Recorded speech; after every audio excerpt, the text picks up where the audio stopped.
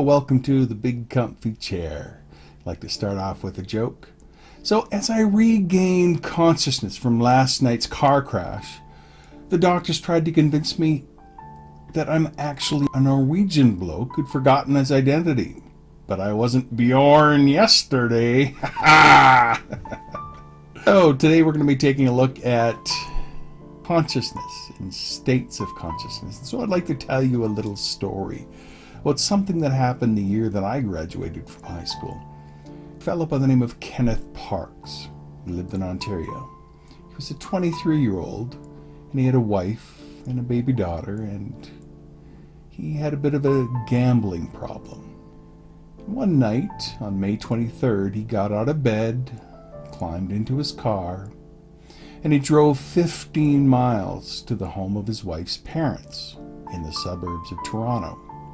And there he attacked them with a knife, killing his mother-in-law and severely injuring his father-in-law.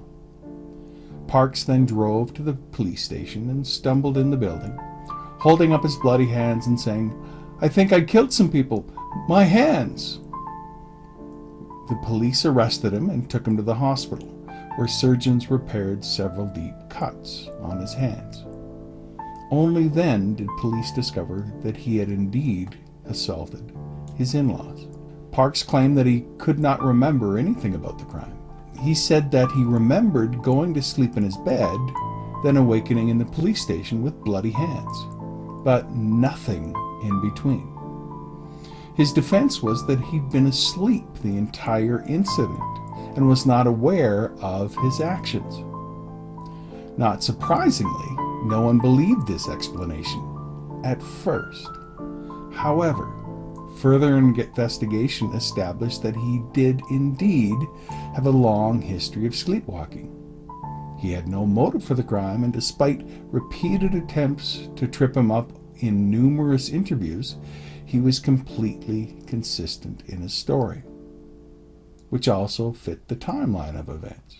Parks was examined by a team of sleep specialists who found that the pattern of brain waves that occurred while he slept was very abnormal.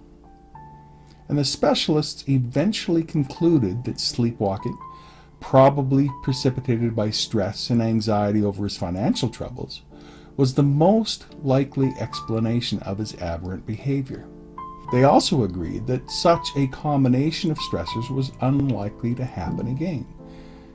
So, he was not likely to undergo another such violent episode and was probably not a hazard to others. So given this combination of evidence, the jury acquitted Parks of murder and assault charges, and he walked out of the courtroom a free man.